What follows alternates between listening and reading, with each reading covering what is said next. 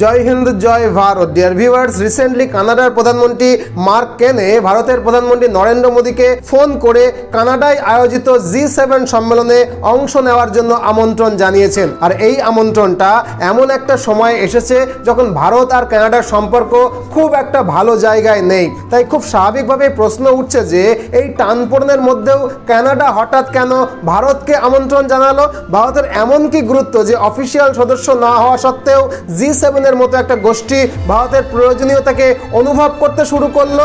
আজকের এই ভিডিওটাতে আমরা এই প্রশ্নেরই কিন্তু উত্তর খুঁজবো এবং সেই সঙ্গে G7 গোষ্ঠীর ভৌগোলিক, রাজনৈতিক এবং অর্থনৈতিক গুরুত্ব বোঝার চেষ্টা করব। জানবো আজকের ভারত কিভাবে ধীরে ধীরে এতটা প্রভাবশালী গ্লোবাল প্লেয়ার হয়ে উঠলো যে ভারতকে ছাড়া পৃথিবীর উন্নত দেশগুলো কোনো সিদ্ধান্তই নিয়ে উঠতে পারছে না। তো চলুন গভীরে গিয়ে এই প্রশ্নের উত্তরটা আমরা খুঁজি। তবে তার আগে একটা ছোট্ট ঘোষণা। আপনারা জানেন যে এই সপ্তাহে সর্বভারতীয় নিট পরীক্ষার রেজাল্ট বেরিয়েছে। আর যেহেতু আমাদের দেশে সরকারি মেডিকেল কলেজের সিট সংখ্যা খুব কম, তাই অনেকেই নিট কোয়ালিফাই করেও সরকারি মেডিকেল কলেজে ভর্তি হতে পারবে না। আর সেই হতাশা থেকে অনেকেই আরও একবার নিট পরীক্ষা দিয়ে বছর নষ্ট করবে অথবা কোটি টাকা খরচ করে বেসরকারি মেডিকেল কলেজে ভর্তি হতে বাধ্য হবে। তাদের জন্য এই ভিডিওর শেষে আমি একটা সুখবর দেব। কারণ আপনারা জানেন আমাদের প্রতিষ্ঠান মিশন MBBS কলকাতা দীর্ঘ সময় ধরে খুব অল্প খরচে বিদেশ থেকে ডাক্তারি পড়িয়ে আনার ব্যাপারে সহায়তা করে।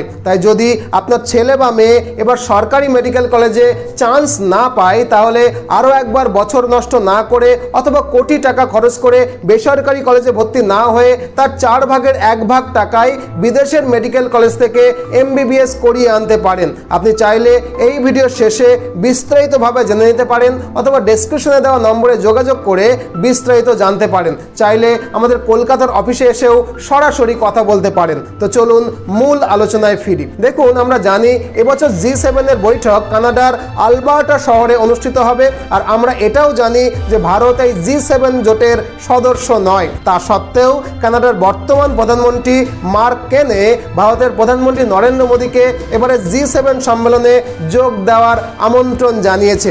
এখন এই আমন্ত্রণের সময়টা খুবই তাৎপর্যপূর্ণ, কারণ এই মুহূর্তে ভারত এবং কানাডার মধ্যে দ্বিপাক্ষিক সম্পর্ক বেশ খারাপ অবস্থাতেই কিন্তু রয়েছে। এর পেছনে মূল কারণটা আপনারা সবাই জানেন, খালিস্তানি বিচ্ছিন্নতাবাদী নেতা হরদীপ সিং নাজ্জারের হত্যাকাণ্ড। যে হত্যাকাণ্ডের জন্য কানাডার তৎকালীন প্রধানমন্ত্রী জাস্টিন ট্রুডো ভারতের গোয়েন্দা সংস্থা রকে দায়ী করেছিল। আর সেই ঘটনাকে কেন্দ্র করেই দুই দেশের সম্পর্কে ফাটল দেখা দিয়েছিল। কিন্তু দ্বিপাক্ষিক সম্পর্কের এরকম একটা টানপোড়েনের সময়েও কানাডা ভারতকে এই আন্তর্জাতিক প্ল্যাটফর্মে আমন্ত্রণ জানিয়েছে, যেটা থেকে স্পষ্ট হয়ে গেছে যে এই গোষ্ঠীর কাছে ভারতের একটা বিশেষ গুরুত্ব রয়েছে। এখন প্রশ্ন হলো, এমন কি সেই কারণ যার জন্য কানাডা ভারতকে আমন্ত্রণ জানাতে বাধ্য হলো? এটা জানবো। তবে তার আগে আমাদের জানা দরকার যে G7 কি এবং এই গোষ্ঠী কিভাবে কাজ করে। দেখুন, G7 অর্থাৎ গ্রুপ অফ 7 এর আনুষ্ঠানিক সূচনা হয়েছিল 1975 সালে। প্রথমে এটি G6 বা গ্রুপ অফ 6 ছিল।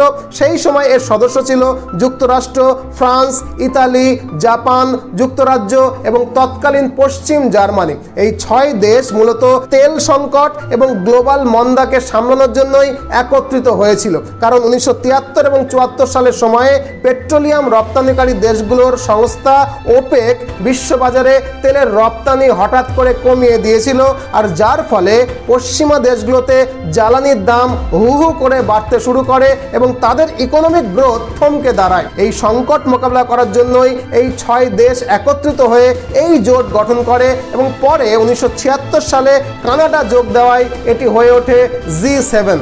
অবশ্য 1997 সালে রাশিয়াও এই গোষ্ঠীতে যোগ দেয়। তখন এই গোষ্ঠীকে বলা হতো G8। কিন্তু 2014 সালে ক্রিমিয়া দখলের কারণে রাশিয়াকে বাদ দেওয়া হয় এবং এই গোষ্ঠী আবারও G7 এ ফেরত আসে। তাই G7 এর বর্তমানে 7 সদস্য রয়েছে: যুক্তরাষ্ট্র, যুক্তরাজ্য, ফ্রান্স, জার্মানি, জাপান, ইতালি এবং কানাডা। তবে G7 এর কোনো স্থায়ী সংবিধান নেই, এমনকি স্থায়ী সদর দপ্তরও নেই। এটি সম্পূর্ণরূপে একটা আনুষ্ঠানিক প্ল্যাটফর্ম, যার নেতৃত্ব প্রতি বছর পালা করে এক একটা দেশ পায়। যে দেশ সভাপতির দায়িত্ব পায় সেই দেশ বৈঠকের এজেন্ডা নির্ধারণ করে এবং বৈঠকেরও আয়োজন করে। তাছাড়া এই গোষ্ঠীর সদস্য নির্বাচনের নির্দিষ্ট কোনো মানদণ্ড নেই, তবে সাধারণত ধনী এবং গণতান্ত্রিক দেশগুলোই G7 এর সদস্য। এবার আসি G7 গোষ্ঠীর সাফল্যের কথায়। বিশ্বব্যাপী অর্থনৈতিক সংকটের সময়, যেমন 2008 সালের গ্লোবাল রিসেশন বা বৈশ্বিক মন্দার পর, এই গোষ্ঠী কিন্তু দ্রুত পদক্ষেপ নিয়ে সদস্য রাষ্ট্রগুলোর অর্থনৈতিক পুনরুদ্ধারে এগিয়ে আসে এবং সফল হয়। আবার কোভিড মহামারীর সময়ও এই গোষ্ঠী কার্যকরভাবে ভ্যাকসিন উৎপাদন এবং বন্টনের ক্ষেত্রে অগ্রণী ভূমিকা গ্রহণ করেছিল। আবার 2023 সালে রাশিয়া যখন ইউক্রেনের ওপরে আগ্রাসন চালায়, তখনও G7 গোষ্ঠী তাৎক্ষণিকভাবে প্রতিক্রিয়া জানায় এবং রাশিয়ার ওপরে কঠোর নিষেধাজ্ঞা আরোপ করে। অর্থাৎ এই গোষ্ঠী শুধু অর্থনৈতিক নয়, রাজনৈতিক এবং স্বাস্থ্য সংকটেও কার্যকারী ভূমিকা রেখেছে। এবারের অর্থাৎ 2025 সালের G7 সম্মেলন অনুষ্ঠিত হয়েছে 15 থেকে 17 জুন পর্যন্ত কানাডার আলবার্টা প্রদেশের কার্নেল নাসকাস শহরে। আর এবারের আলোচ্য সূচিতে রয়েছে জ্বালানি নিরাপত্তাকে নিশ্চিত করা, আর্টিফিশিয়াল ইন্টেলিজেন্স বা কৃত্রিম বুদ্ধিমত্তাকে নিয়ন্ত্রণ, গুরুত্বপূর্ণ খনিজ পদার্থের গ্লোবাল সাপ্লাই চেনকে ঠিক রাখা এবং উন্নত এবং উন্নয়নশীল দেশগুলোর পরিকাঠামো নির্মাণে অংশীদারিত্বকে গড়ে তোলা। তবে এবারের বৈঠকে সবচেয়ে বড় চমক হলো ভারতের সঙ্গে যেই দেশের দ্বিপাক্ষিক সম্পর্ক খুবই খারাপ, সেই কানাডায় এবছর G7 এর সভাপতিত্ব করছেন এবং তারাই ভারতকে অফিসিয়ালি আমন্ত্রণ জানিয়েছে। কিন্তু কেন জানিয়েছে? কারণ একটা বিষয় বুঝতে হবে যে গ্লোবাল লেভেলে ভারত এখন এতটাই শক্তিশালী হয়ে উঠেছে যে ভারতকে এড়িয়ে যাওয়া কোনোভাবেই সম্ভব হচ্ছে না। আজ ভারত বিশ্বের চতুর্থ বৃহত্তম অর্থনীতি এবং বিশ্বের সবচেয়ে জনবহুল দেশ, আর সেই সাথে ভারতের সামরিক বাহিনী বিশ্বের অন্যতম শক্তিশালী এবং বড় সামরিক বাহিনী। আর এই সব কারণেই গ্লোবাল জিওপলিটিক্স এবং গ্লোবাল ইকোনমির ওপরে ভারত এতটাই প্রভাব বিস্তার করে ফেলেছে যে G7 এর মতো উন্নত অর্থনীতির দেশগুলোর পক্ষেও ভারতকে অবহেলা করা সম্ভব হচ্ছে না। অতএব এই কারণেই ভারতকে এবছরের G7 সম্মেলনে আমন্ত্রণ জানানো হয়েছে। তবে যদি একটু পরিসংখ্যান দেখে নিই তাহলে দেখতে পাবো G7 গোষ্ঠীটি যখন গঠিত হয়েছিল তখন এর 60 সদস্যের মোট জিডিপির পরিমাণ ছিল পৃথিবীর মোট জিডিপির 50%-রও বেশি, কিন্তু এখন সেটা বিশ্ব অর্থনীতির 30%-রও কমে নেমে গেছে। কেন? কারণ পৃথিবীর দ্বিতীয় বৃহত্তম অর্থনীতি চীন এবং চতুর্থ বৃহত্তম অর্থনীতি ভারত, এরা কেউই G7 এর সদস্য নয়। একদিকে ভারত এবং চীন যেমন উদীয়মান শক্তি, অন্যদিকে G7 গোষ্ঠীর সদস্য দেশগুলোর অর্থনীতি এমন খুব একটা ভালো নয়, খারাপ বললেই চলে, বা বলা যায় যে অনিশ্চয়তার মধ্যে আছে। উদাহরণস্বরূপ আমেরিকার প্রেসিডেন্ট ট্রাম্পের আমলে চাপানো ট্যারিফ নীতির কারণে আমেরিকার নিজের অর্থনীতি থমকে গেছে এবং আমেরিকা মুদ্রাস্ফীতির আশঙ্কায় রয়েছে। ইতালি এখন ঋণ ভারে জর্জরিত, তার জিডিপি গ্রোথ নেগেটিভ।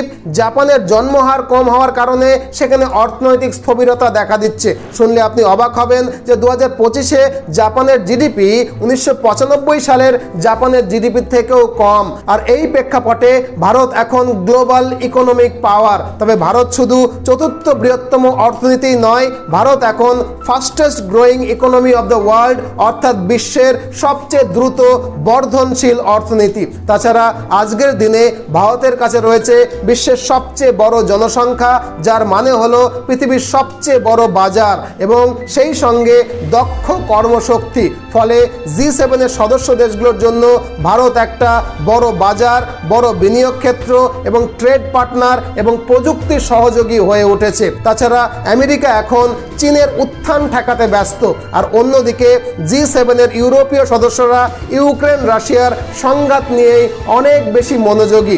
এই অবস্থায় ভারত হয়ে উঠেছে পশ্চিমাদের জন্য একটা বড় স্ট্র্যাটেজিক পার্টনার। বিশেষ করে ইন্দো প্যাসিফিক অঞ্চলে চীনের প্রভাব কমানোর জন্য ভারত একমাত্র বিকল্প। আমরা জানি ইন্দো প্যাসিফিক অঞ্চলে চীনের উত্থান ঠেকানোর জন্য কোয়াড গঠন করা হয়েছিল, যার 4 সদস্য হলো আমেরিকা, জাপান, অস্ট্রেলিয়া এবং ভারত।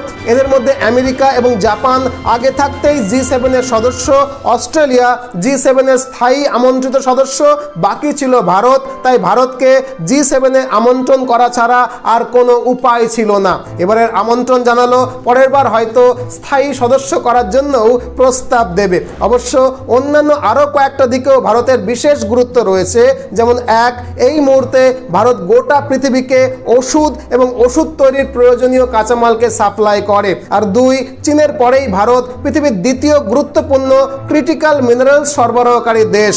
তিন, ভবিষ্যতে সেমিকন্ডাক্টর, জ্বালানি নিরাপত্তা এবং ডিজিটাল ইনফ্রাস্ট্রাকচার তৈরিতে ভারতের প্রভাব অনেক অনেক বেশি হবে। এখন যেহেতু আমেরিকা এবং পশ্চিমা দেশগুলো এখন চীনের ওপরে তাদের নির্ভরতা কমাতে চাইছে, তাই অটোমেটিক্যালি ভারতের ওপরে তাদের নির্ভরতা বাড়ছে।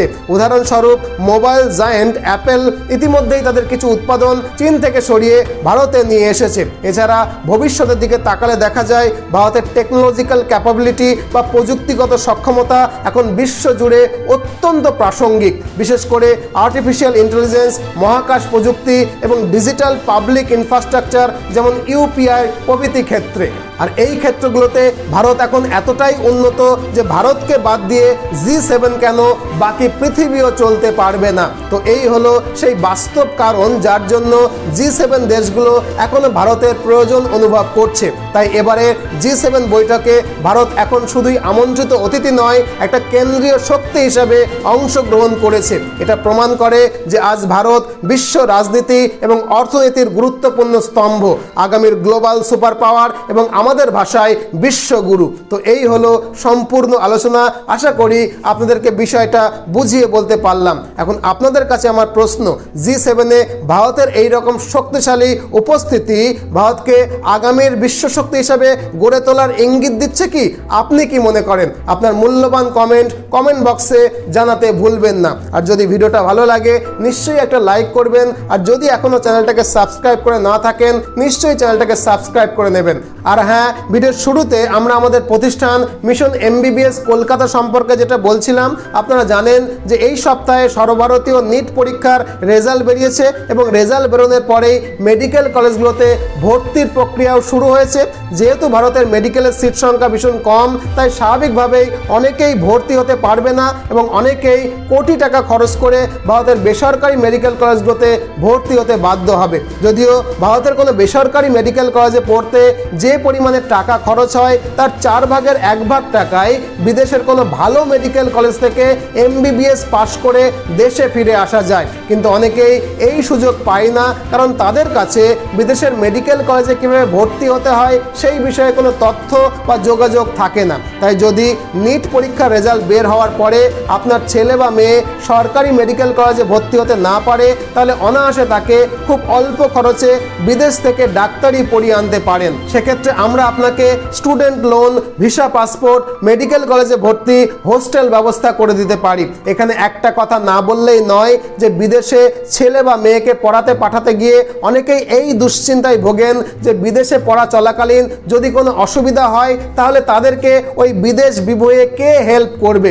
এখানে আমি আপনাদেরকে আশ্বস্ত করতে পারি যে বিদেশের যে কলেজগুলোতে আমরা অ্যাডমিশন করাবো সেখানে আমাদের নিজস্ব অফিস, নিজস্ব স্টাফ রয়েছে যারা ছোটোখাটো যে কোনো বিষয়ে আপনার সন্তানকে সহযোগিতা করবে বা হেল্প করবে। সেক্ষেত্রে আপনি নিশ্চিন্ত হতে পারেন পড়াশোনা চলাকালীন আপনার সন্তান সুরক্ষিতই থাকবে। গত 15 বছরে আমরা প্রায় 1000-এর বেশি ছাত্রছাত্রীকে বিদেশ থেকে ডাক্তারি পড়িয়ে আনতে সহায়তা করেছি এবং তারা দেশে ফিরে সফলভাবে বিভিন্ন হাসপাতালে প্রতিষ্ঠিত হয়েছে। আপনি চাইলে ডেসক্রিপশন বক্সে বা প্রথম পিন কমেন্টে দেওয়া আমাদের ওয়েবসাইটের লিঙ্ক থেকে তাদের অভিজ্ঞতা এবং গুগল রিভিউকে দেখে নিতে পারেন। তাই আপনিও যদি আপনার ছেলে বা মেয়েকে বিদেশ থেকে ডাক্তারি পড়িয়ে আনার কথা ভাবেন তাহলে বিস্তারিত জানতে আমাদের অফিসিয়াল ওয়েবসাইট ভিজিট করতে পারেন। চাইলে আমাদের কলকাতার অফিসে এসে সরাসরি কথাও বলতে পারেন। যোগাযোগের তথ্য এবং ঠিকানা ডেসক্রিপশন বক্সে এবং প্রথম পিন কমেন্টে দেওয়া রইল। নতুন ভিডিও নিয়ে আবারও দেখা হবে। ততক্ষণে ভালো থাকুন, সুস্থ থাকুন, সদা সর্বদা ভারতের পক্ষে থাকুন। জয় হিন্দ, জয় ভারত।